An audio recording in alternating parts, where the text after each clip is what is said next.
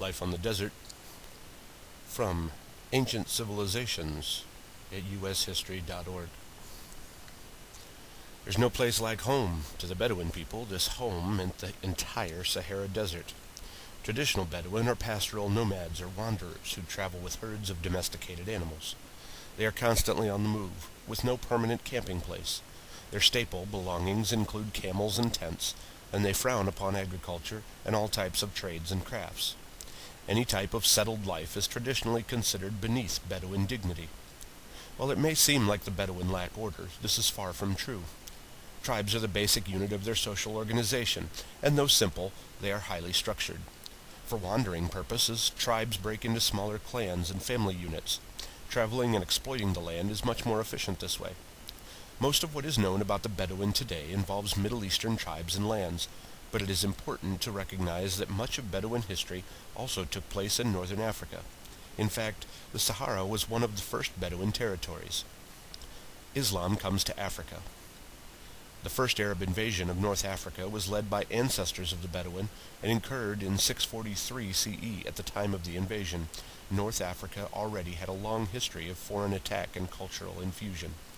The Greeks, Romans, and Phoenicians had previously left their marks, and it was time for the Arab Muslims to do the same.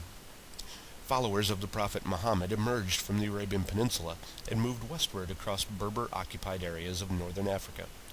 Their goals were to teach the fundamentals of Islam and establish regional, political, and religious unity under the rule of a Muslim leader or caliph.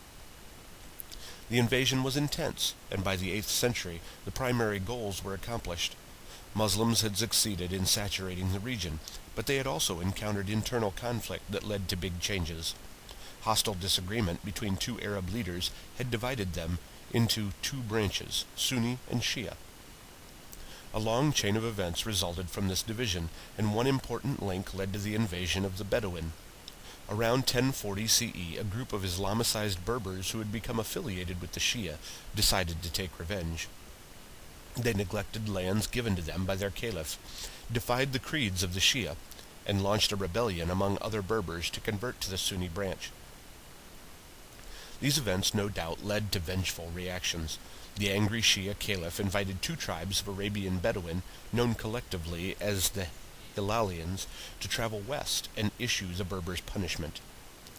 Invasion and Arabization. The Bedouin groups agreed to the task and carried it out well.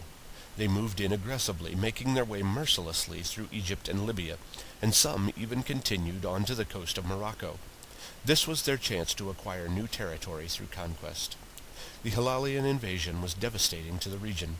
The Bedouin and their herds left little behind. Towns were quickly demolished. Great cities were sacked and literally trampled to dust. Farmlands were defaced. Some Berbers eventually decided to join the Bedouin invaders.